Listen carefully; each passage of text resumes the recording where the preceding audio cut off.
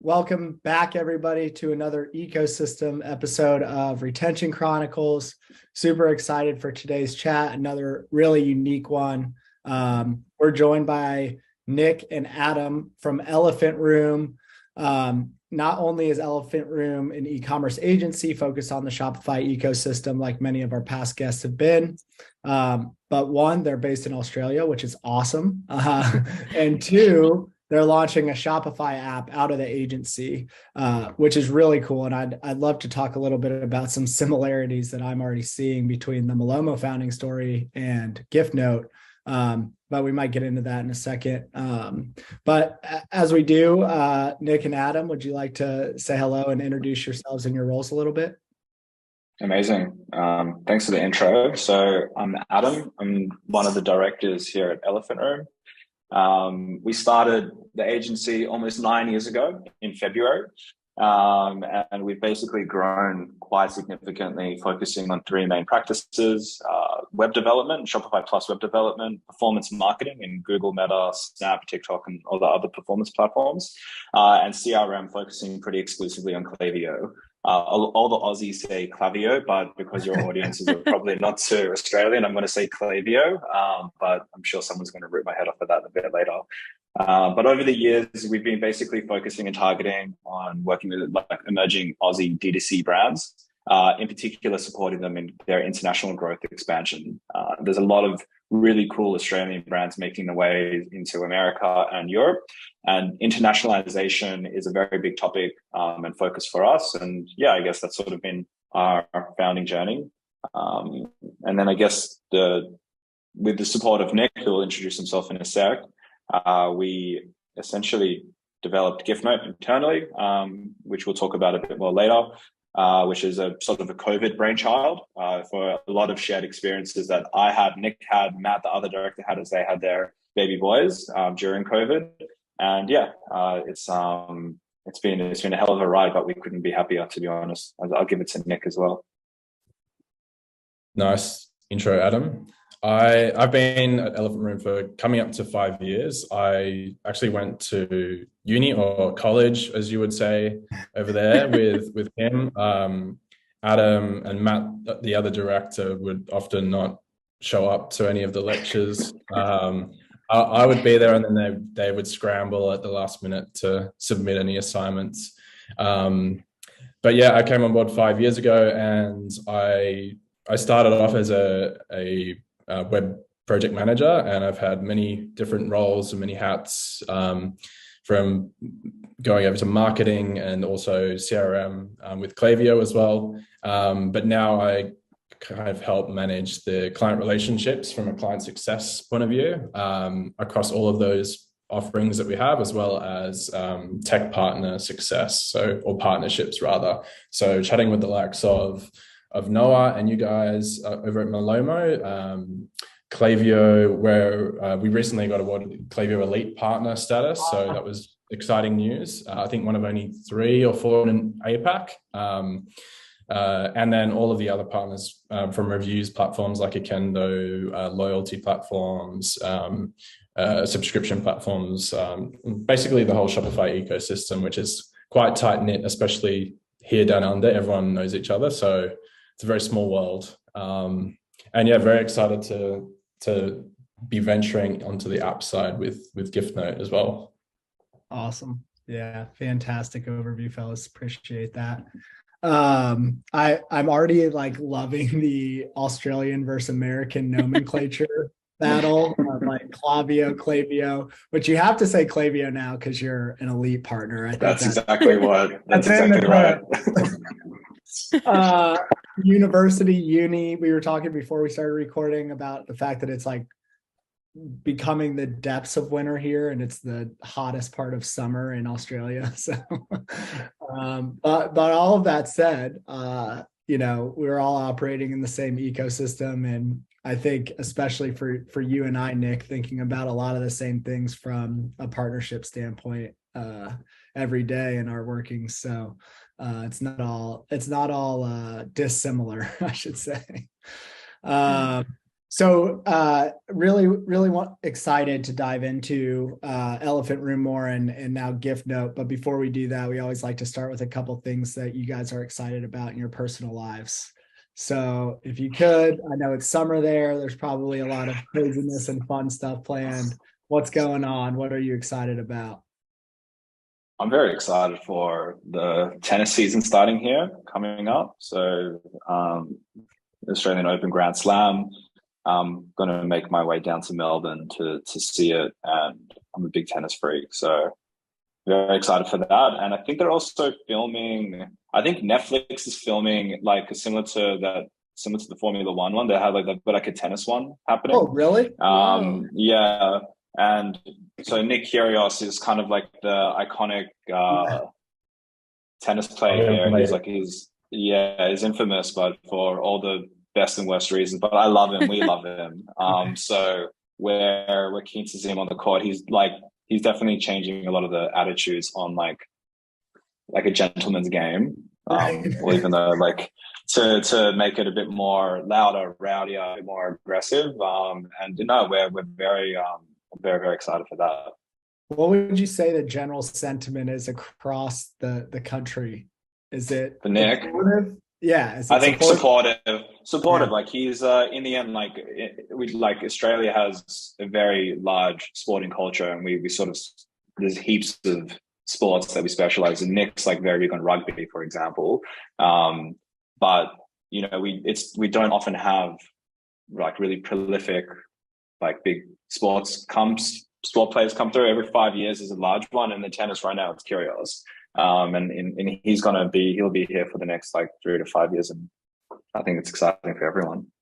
Yeah, absolutely. I should say I follow all the Grand Slams very closely. I don't really watch tennis outside of that, but I love it. It's a vastly underrated sport to watch, I think. It's always like super exciting, especially in the Grand Slams. For sure.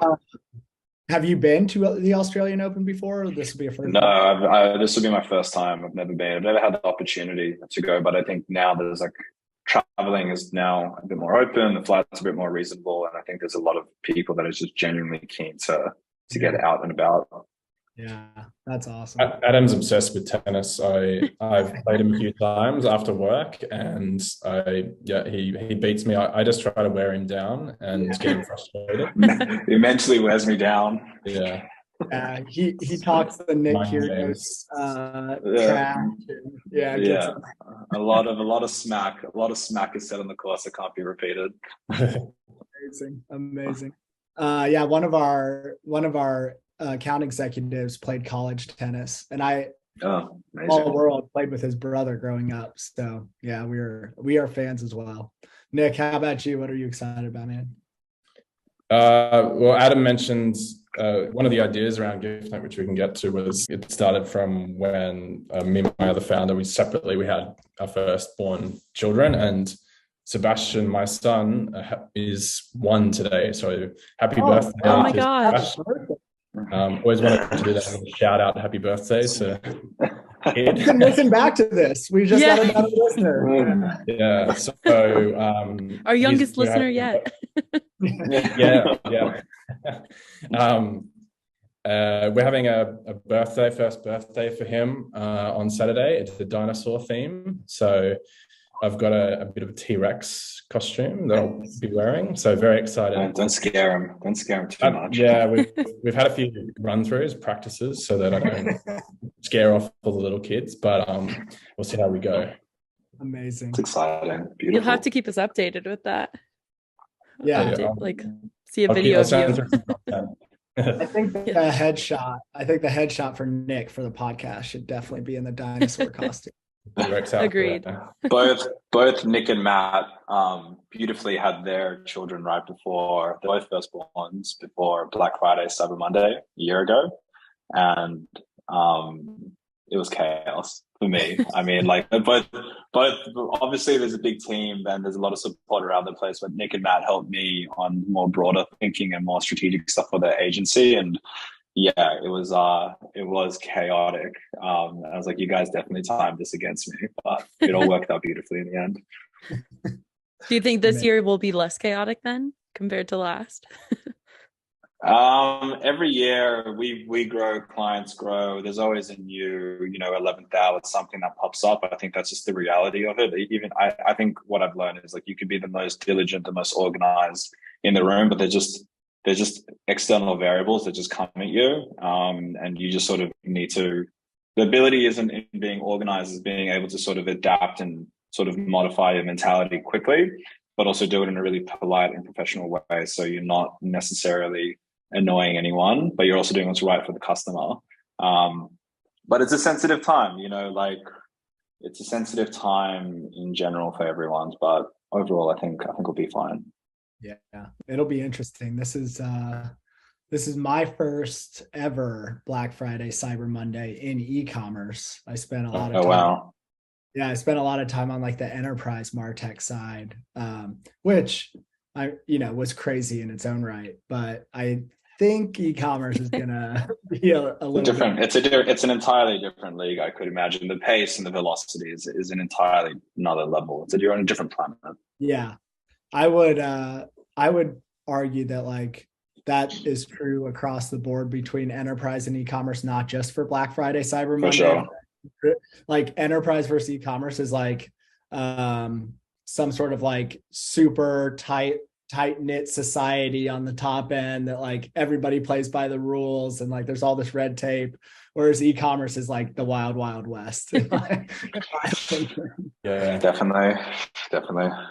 When I'm sharing my apartment to work from home with my partner, she works in enterprise and for fintech, and I walk past listening to their conversations on their calls. I have no idea what they're talking about. It's very confusing. Like, did I just hear some sort of rule or law? What is that? Yeah, exactly. It's funny because both our wives and partners, or like between Nick and Matt and myself, they're all in corporate, and we're just like, I could imagine sometimes like our horror stories versus their horror stories are like entirely different beasts, and it's just like, wow. I mean, we thought we had it bad, but you got some more other shit going on there. I don't even want to know about it. Yeah, can you talk to your work friends about this? Because I'm not going to be of any help. This is not healthy. This is not healthy bedtime chat. Right. Great. Okay, so I know you in your intro you kind of gave an overview of Elephant Room, but would love to hear like going back to the beginning, like the founding story of it, what you were focused on then, and how it's evolved to the agency offering today, and then maybe sort of let's start to get into how Giftnote spun out of that. But that's a lot, so let's start at the beginning and work our way up. Yeah, so I think when we first started, my parents have been in the rag trade or retail for 40 years, and it's a very typical immigrant success story for here in Australia and also in America. Like a lot of people just sort of entered retail because that's what they knew and it's what they could do. But at the time, already 10, 11 years ago, I put their business on Magento when I was just finishing or starting university. Both Nick and myself and Matt, we all did similar like engineering degrees. So we all come from like an IT background. So some of the technical concepts weren't too alien for us. So back in the day, I mean, freelancing, Magento, WordPress work, a lot of the time, put my parents on Magento, learned a lot about it, essentially an enterprise e-commerce platform and how great it was, but also how bad it was. But at the time, Shopify was really in its infancy, and you didn't know what like a SaaS-based e-com platform could really do. I know like BigCommerce, they had a different name back then, but they were running around, they're Aussie, but they were too little to really blink out. What year was this, Adam? This was 9.5 years ago, roughly, almost 10 years ago. And it was, Magento was ready in version 1.2 or 1.3. It was very early days. And And then over the course of the period, like we focused on small to medium businesses, and we would essentially, as with everyone, every agency owner, any business owner, to be honest, in the first year, you just say yes to everyone, which is good advice and bad advice. So our catchphrase at the time was big results for small businesses, and kind of playing on the term like an elephant in the room as well. So we grew and grew, and we always had like a small book of e-commerce clients. We had a large book of WordPress and service-based businesses. And then it got to a point where we were opening up additional services for the business, like paid media, SEO, CRM. And some of these e-commerce businesses were just growing at a crazy rate compared to the service-based businesses. Just imagine a law firm compared to an online retailer selling bed sheets. And you're looking at your performance as an agency, and you're like, you want to service these law firms, but also you realize that you need to do what's right for you. And then over the course of a 3-year journey, we started transitioning into exclusively e-commerce.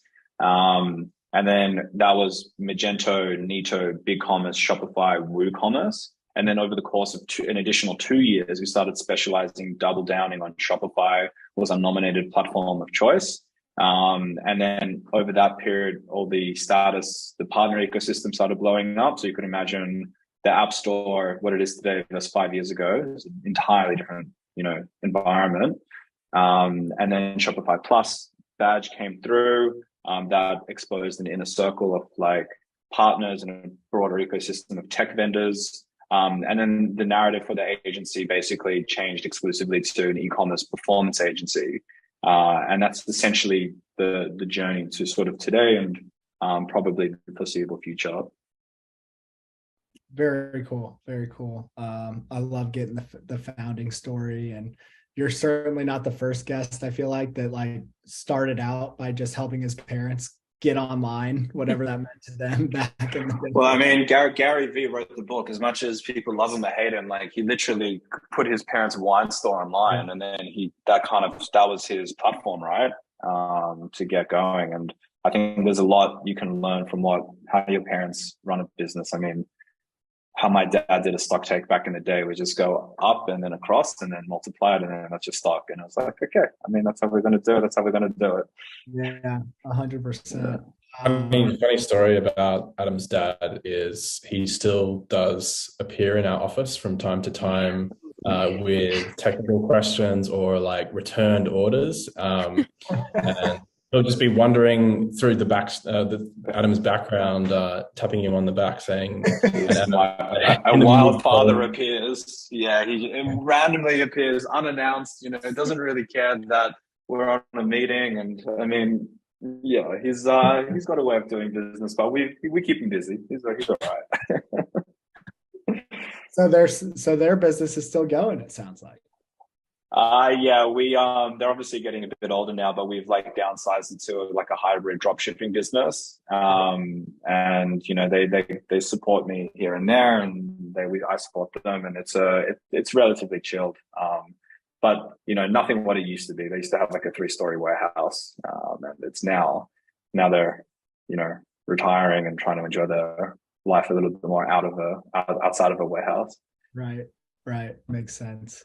So this is something you alluded to earlier, about like the sort of the Shopify or e-commerce ecosystem being super tight knit in Australia, whereas I think here it's maybe a little bit more robust or mature or competitive, however you want to say it. I'm curious, with that in mind, like what do you think makes Elephant Room stick out? And to me, a couple of things that you said were really focused on getting like the highest tier partner level at the bigger platforms like the Shopify's and Klaviyo's, the international expansion. Those were a couple of things I heard. Would you agree that those are the things that make you stick out? Would you add anything?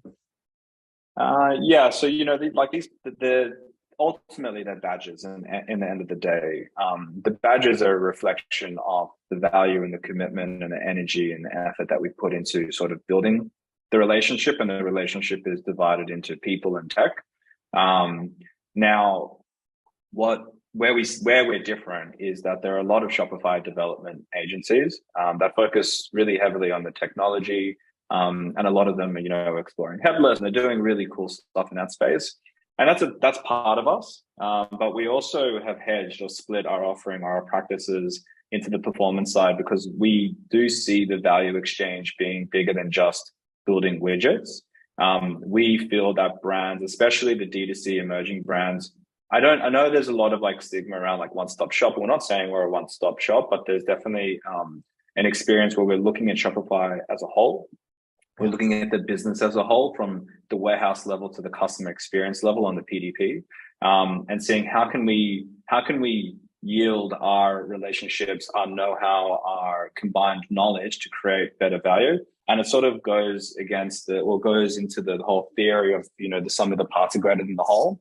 And that's really what we want to be offering for our clients, is that if we can compound and cross-pollinate the CRM side, the first-party data collection side, the paid media side, and the web development side in a slick, full service offering, then the value stands out quite a bit more for our clients. And that's sort of what becomes our competitive edge. And look, we've eaten a lot of shit for 9 years to build out a performance media arm that's managing $80 million a year in paid media, which is significant, and it's not a small number, and it's, at least for Australia standards, and it's something that we have put the investment in from day zero alongside Dev that kind of creates that value exchange. Yeah, makes sense. I'm curious, and Mariah, you might have thoughts on this too, but we rarely talk about performance marketing on this podcast because we're typically so much more focused on the retention side. But I've seen so much lately about like the shift in ad spend from Facebook to TikTok, or Facebook to Instagram, or now Instagram to TikTok. Like, how have you adjusted your strategies? What are you leaning off of and leaning into in today's environment? Yeah, like we battle that question every single day, and we're actually battling it a lot more now walking into Black Friday, Cyber Monday. The reality is that we can't rely on like platform reported return. So that's one thing, because it's blended and it overlaps, and some platforms have 7 day view, 1 day click, whatever it is, or 30 plus 1. So we basically establishing an MER, like a marketing efficiency ratio or a cost of sale ratio, an aggregate, to then dictate how the media as an aggregate is working in the brand, for the business itself.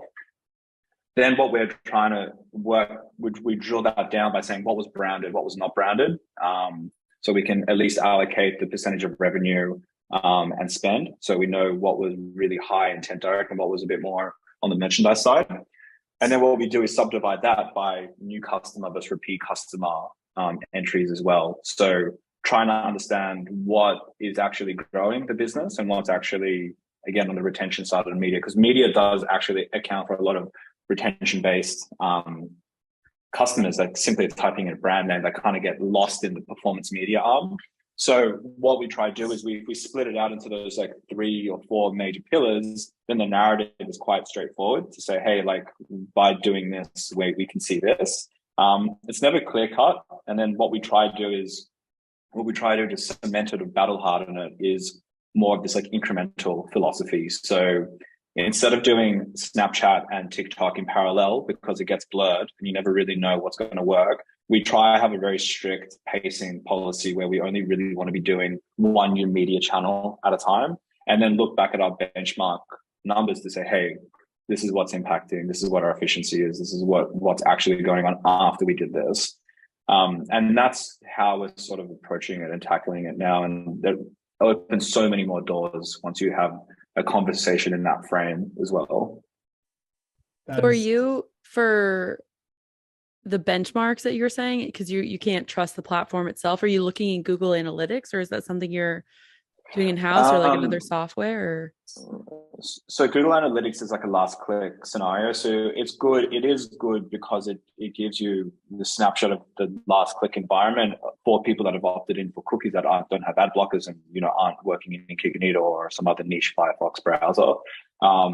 So we primarily use some of that. But what we also do is Shopify makes it quite easy to export some of the data out of it. What we then do is we ingest that in a very large warehouse. We have like our ETL tools set up that are basically bringing in everything by the day, by platform, impressions, clicks, spend, and revenue. And then what we do is we have some blending formulas to actually figure out what the pace is for the day. And that's how we sort of report it back in Data Studio or Looker Studio now, or Google Sheets, depending on the client requirements. This is like, that's been a very big investment for us as well. And that's sort of where we're trying to sort of get to a bit more on the performance side. Yeah.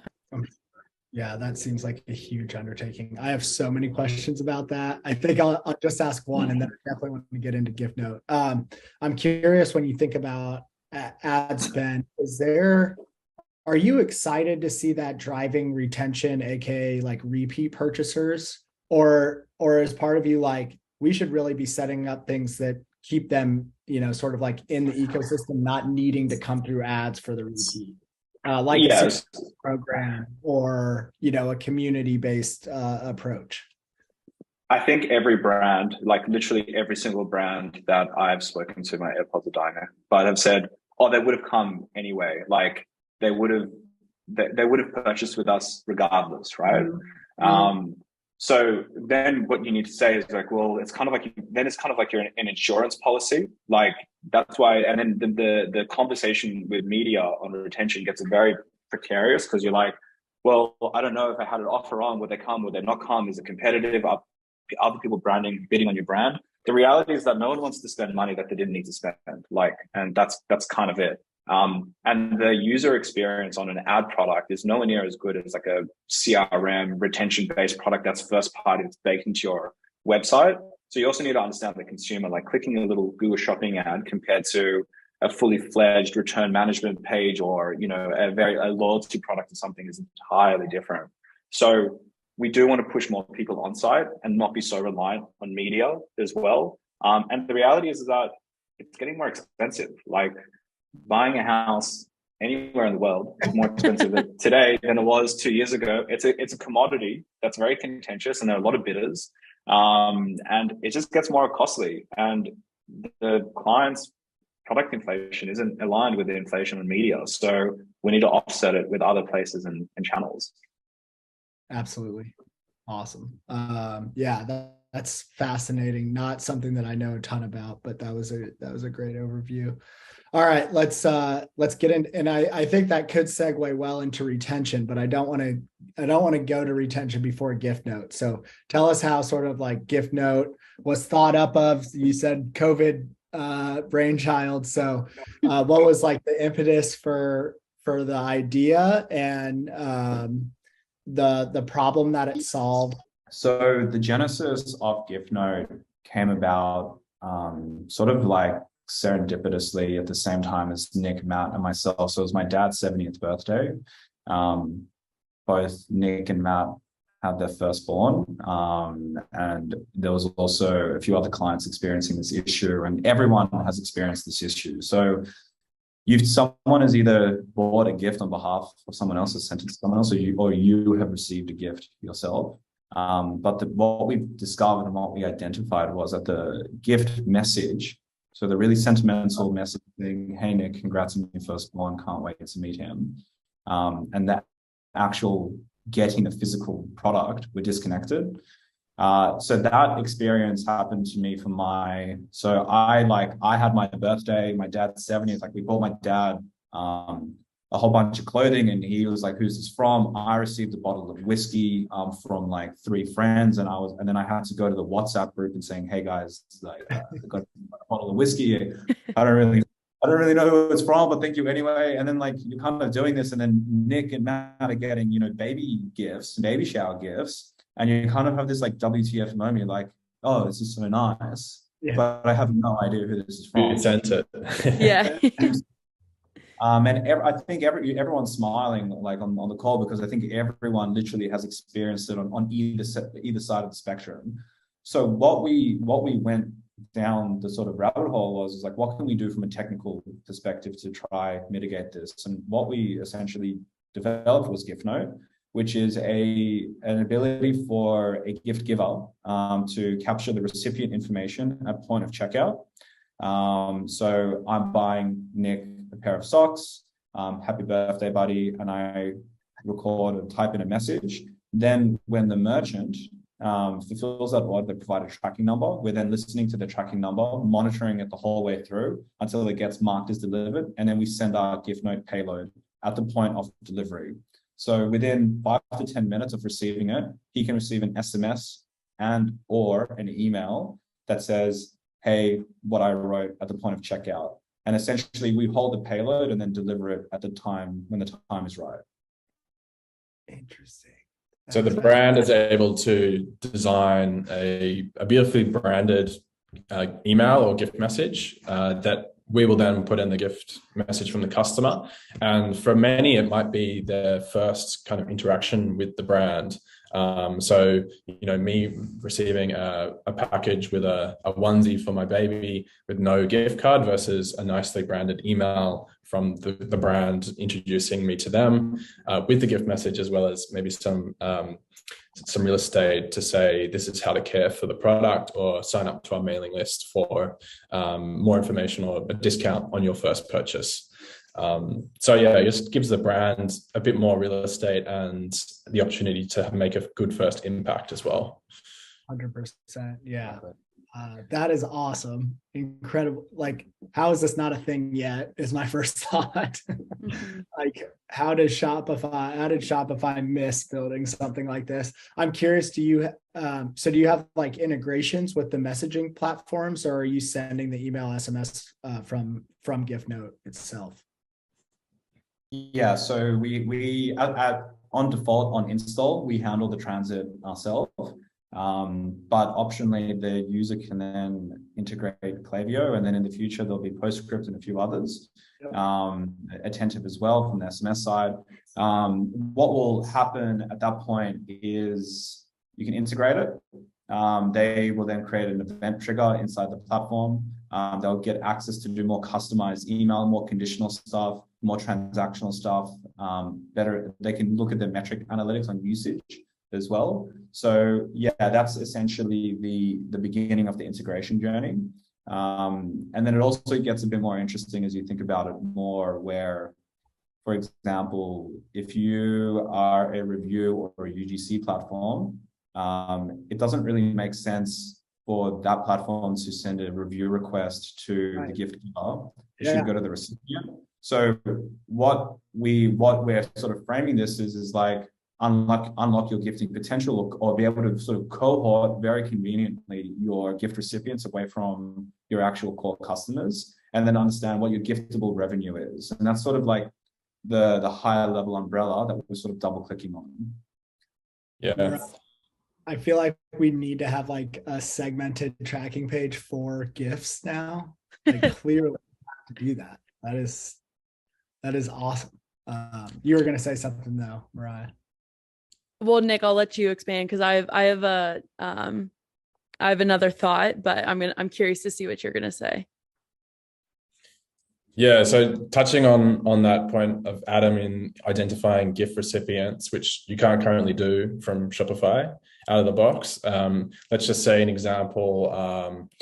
I'm sending Noah a bottle of whiskey. I don't know if you're a drinker or not, but let's just say that I'm not a drinker. Let's say I send him the bottle of whiskey, and the brand that I'm purchasing from is going to think that I'm the customer and that I'm a whiskey drinker, right? So in the future, I'm going to get hit up with ads on Facebook, on TikTok now, get all their emails, all their CRM emails, whereas you're the person perhaps that they should be actually sending that to. So Giftnote can help with that in converting you into a database, a customer, and an opted-in customer within their database. So yeah, was that the question you were going to ask? Okay. It's almost like we planned it. It's very similar along that line. So like the notion that you like, especially around this time of year, right? Like heading into the holidays, we're recording in the beginning of November. So Black Friday, Cyber Monday is like 2 weeks away. So the idea of the merchant not having like the customer versus the consumer and like how they're different in gift giving. So that's exactly what I was going to talk about, is like there's also a huge perk for merchants to grow their like branding and their experience with the person who's actually consuming their product, and to ask for, you know, that UGC or those reviews, or to know, like, even if, so the, like, say Nick in the whiskey example, you're buying and you mark like, oh, this is for Noah's birthday or something along those lines. Now the merchant knows that, oh, you bought a bottle of whiskey for your friend's birthday around this time, or like even segmenting for like different holidays, because now they have more information on like you and why you purchase from them, and then also have more information about Noah and his consuming like patterns, or that he's been introduced to the brand. Super interesting. So imagine like 1 year after I buy a whiskey bottle for Noah, the same brand hits me up. I'm in their segment of gift senders, and they hit me up saying, does Noah need another bottle for his birthday? Yes, he does. It's always yes. Yeah. and that's sort of a part of like the reconversion and the retention side, but it's kind of like one of these very hard metrics to compute if you didn't have third-party tech, is what percentage of my gift recipients converted to first-time buyers. That is like, and then just to sort of frame that better, 45% on average of all Black Friday, Cyber Monday purchases are gifts. So in that bucket, there's like a lot of people that are eventually, sorry, this building next door, a lot of people that eventually reconvert, that we can then borrow, we can track the entire way through, which is quite exciting. Yeah. It's like, we talk about this a lot, like turning retention into an acquisition channel. And this is sort of doing that very clearly, where like you've already acquired one customer. Now you're turning that single customer into, you know, you're retaining them on one side because you're providing a better customer experience that, you know, they might get hit up from their friend and say, not only did I love the whiskey, but the message I got from the brand was, you know, beautiful. And like, I'm really interested in checking them out. Now you've made the purchaser happy, the customer, but also the consumer really great experience from the get-go. And part of our narrative is like, you're actually servicing two customers, not one, in a gifting context. And a lot of people don't. A lot of brands aren't really appreciating that as well. Right. Yeah. And also, like, what's fascinating to me, Mariah, I'm sure that you're thinking about this too, is like the similarities between the Malomo story and Giftnote. Like, for sure. Malomo was founded, like there's so much overlap. It's crazy. Malomo was founded out of an agency to solve like a single problem, which was people don't come back after one bad shipping experience. Like literally 84% of customers will not come back after one poor shipping experience. So our founders were running an agency. They noticed this problem. They solved it ad hoc a couple times for a couple of their merchants. And then they were like, oh my God, this is like a huge opportunity. So then they solved the problem of like better order tracking, retain more customers. And then they're like, okay, but like, what if we turn this cost center of order tracking and shipment to a revenue channel? Like, what if we started supplying like products or complementary products on the tracking page? What if we started driving subscription and including Okendo reviews? And like the fact that you guys thought about it as like, I'm sure very similarly, like we all want to know where our gifts come from, but now it's expanded already into, all right, but like, what does that mean for the actual bottom line of a business?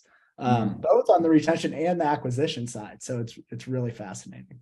Yeah, and it helps businesses really put more capital into like marketing top funnel for how they are a gifting brand, rather than just like merch. It's more, hey, we've got a gift guide. This is great for the gift giver. There's like actually a very different way to skin it for them. And that's important because everything's getting more competitive. Like it's in the end, like you need to diversify the audience that you're targeting.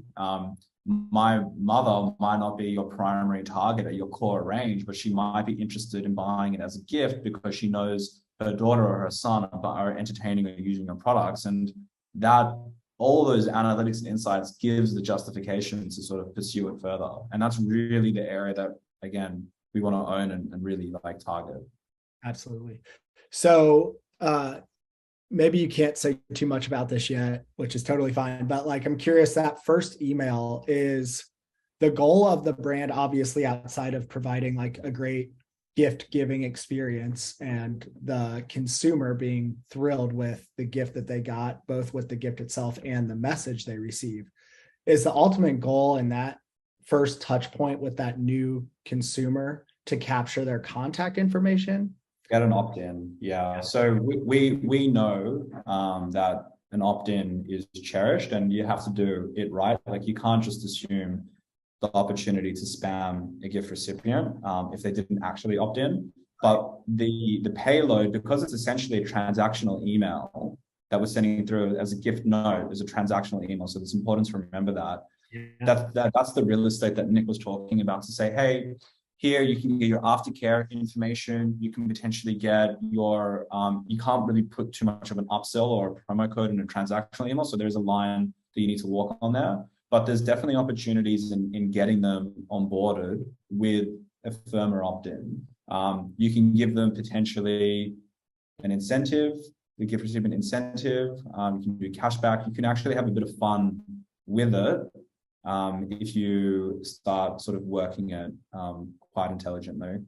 Yeah, we have a very similar situation. Like, all of our order tracking emails are transactional as well, of course. But there is some real estate toward the bottom, as you guys probably know, to include some more marketing type content.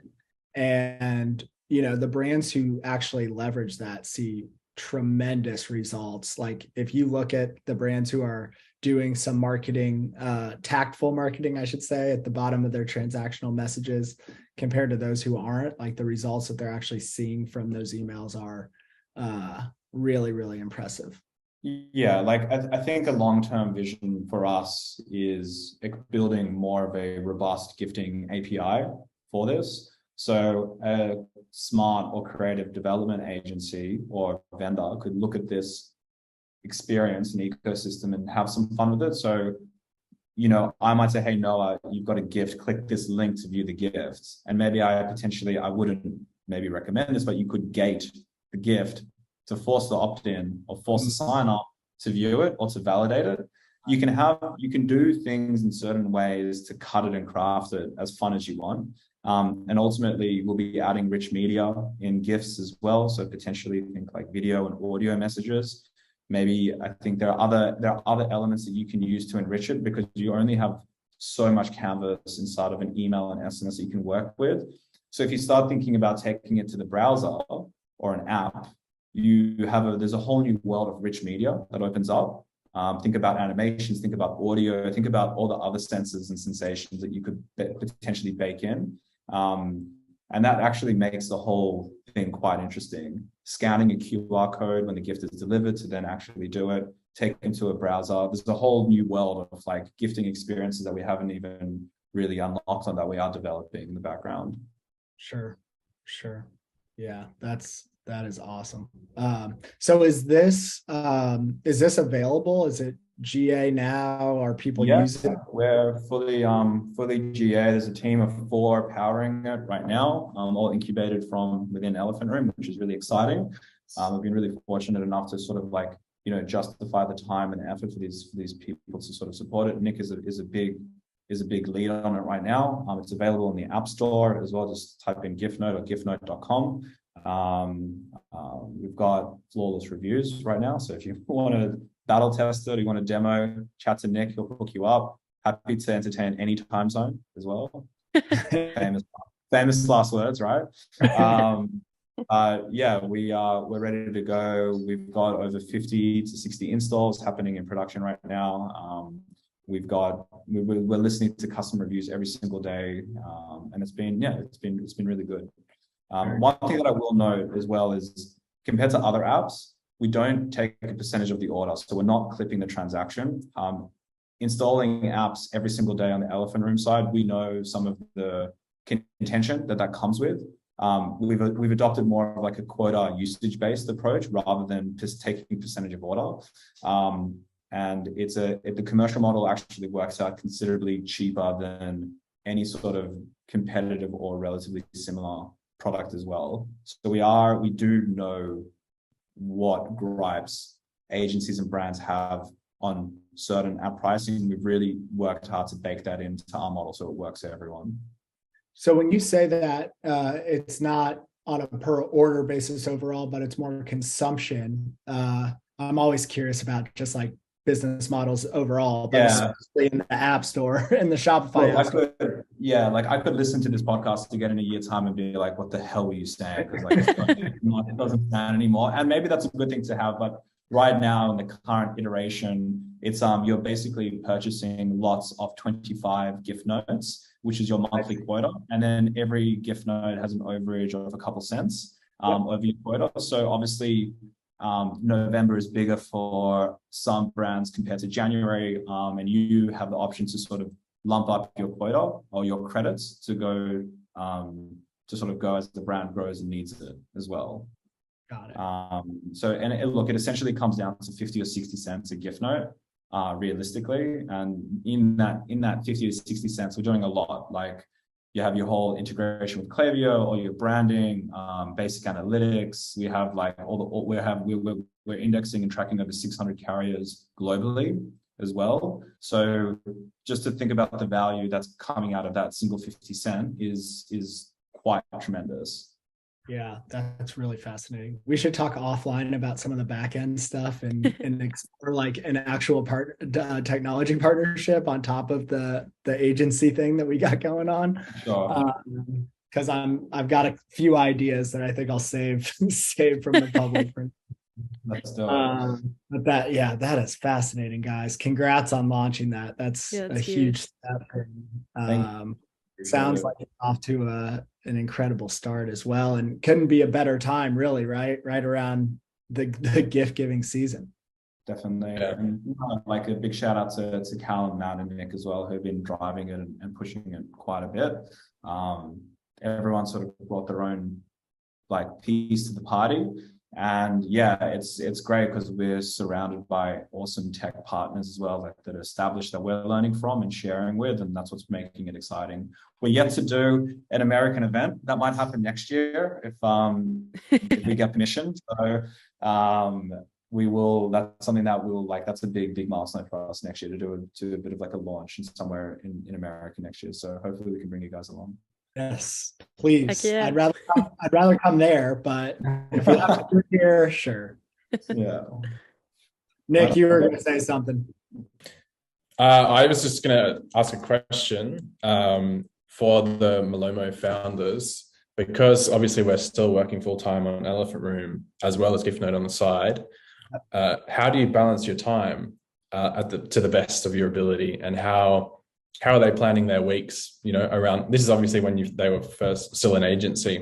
That's probably the challenge at the moment, when you're building something out of an agency, is making sure that you're like fully servicing your clients and partners on the Elephant Room side, but also, helping to grow Giftnote at the same time and taking care of a 1-year-old baby at the same time as well. Funny. It's all an interesting challenge. I was going to ask you how you're balancing all of these things, but I've known Yao and Anthony, the founders of. I actually hired them to build me an app when they were running their agency, so I've known them, well before Malomo was even ideated, and talked to them before they had a name for it, while they were in ideation and through the shutting down of the agency. And I can't speak for them, but I can definitely say that they did everything that they could from like a manual perspective and sort of delayed like full focus on building out a platform as long as they could, until they felt like they had significant, validation that they were really onto something. It sounds like you guys might have already crossed that bridge, frankly. And then I think the answer that they would give, and I could be wrong about this, so I'll have to check with Yao if he has something different, but I think it was like once they realized they couldn't give the clients the time that they used to be able to, the time that they were like that they deserved and that they needed from the agency, they were like, okay, we have enough here. We have the validation we needed. Plus, like, we know that we can't run two full-time businesses at once. And they just straight up, shut down the agency. So any Elephant Room clients listening to this, we will not be shutting down the agency. Just if anyone's getting any creepy ideas, and I already know the clients that might be listening, and I know how they're neurotic like me, so we're not going anywhere. All good. It's all good. It's all good in the hood. You guys have another founder too, that's comforting a little. Two babies in the mix. Adam just saved himself about 30 phone calls there. Right. There's 35 beautifully talented people inside the Elephant Room team that are also grinding very hard to make clients get value. But no, it's an interesting point, and a lot of people talk about balancing the grind, and obviously Nick's got a third requirement, which is his baby boy, and it's challenging for everyone. And everyone's now working from home more, they're working longer hours. It's interesting, and it's no one, like, we're putting a big priority on mental health, and we don't want to be burning out as well. So there is a balance there, but what that looks like is yet to be determined. But I think where the biggest thing for me is, like, Nick, he's allocated a majority of the week towards Giftnote. And as we get more engineering, more talent, and the commercials for Giftnote, because we haven't done any funding, we're incubating it ourselves. So we're doing it in a moderate way that actually is sustainable, and actually we can grow from it as well. Yeah. It's a very interesting balance, but I would definitely argue a great problem to have. We're very fortunate, and we know and appreciate how sort of lucky we are that the things have landed as they have. But having said that, we work hard as well, and we give it 120% without any doubt. No substitute for hard work, which leads me to my last question, and we might have just gotten Adam's answer. Given where you guys have, gotten to in your careers, obviously extremely impressive, and with the Giftnote launch, another sort of like notch. But I know you're just getting started. What do you two as individuals attribute, the success to this point to, and what sort of guides you in your pursuit of that on a day-to-day basis? There's a lot of cliche answers for this one, to be honest. We want to hear them. I guess it's a cliche for a reason. So the first thing as well is, like, the team. Like, obviously, having a co-founder or a solid team, you literally drive yourself, induce like a psychotic coma if you were just doing everything alone. Like, I don't think any one human being is resilient enough to handle so many compounding pressures. You need people that are in the room, that challenge you, that listen to you and accept you as well, and all in all sort of parallel moments. I think don't be afraid as, like, leaders or managers or founders to hire people that are better, senior, or experienced than you. It's not a bad thing. I started the agency when I was 23. I don't know shit, to be honest, and I thought I knew a lot. And as we grew and we matured and we had exposure to more sophisticated clients, more sophisticated talent, you understand your value is not necessarily being the smartest guy in the room. It's also about motivating and driving and empowering people to do their best work. So that's a really big thing. Don't hire blended roles. Give people very clear responsibilities. People will wear multiple hats, you can't avoid that, but also make sure that the role is defined and it's streamlined. And if someone's doing paid media, they don't need to be doing CRM. Get a CRM person, as an example. If it's a web developer, they shouldn't be doing design. Get a designer for that. And I think one reading that I was recommended, and I'm pretty sure a lot of the people in the community would know, is like the Y co-founder, Paul Graham. He's got like a monologue or a blog, I guess, on do things that don't scale. Yeah. That's everyone. I know everyone comments on that and everyone says it. I know Guy Raz, I know everyone mentions it, but it's so true.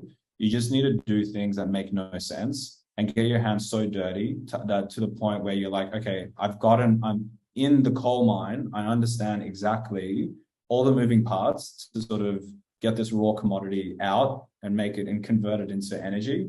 How can I put people, systems, processes, technology to help like supplement that? But you can't do that without deeply understanding the actual problem. And I think it's a very good read, and it's given me a lot of perspective. I think a lot of people just come in expecting shit just to work like a miracle, and it's just gonna work. Like, I got this CRM, I'm gonna install HubSpot, it's just gonna work for me. It's like, nah, and there's no way it's gonna work. Like, you need to really deeply understand the nuances, your pipe, your stages, all the contention, the objections, yada yada yada. Yeah, that's what I was sort of saying earlier about the Malomo founding was, they did everything that they possibly could to delay the actual software build before they knew, to your point, like they did everything that didn't scale for as long as they could until they validated the problem that they were solving and that it actually mattered. Like every new Giftnote install, their first Giftnote, between the four of us, we have a Slack channel, we're manually watching the tracking number. We know if we missed the Giftnote delivery on the first Giftnote, we've botched the experience. So every single first Giftnote order, we're manually monitoring.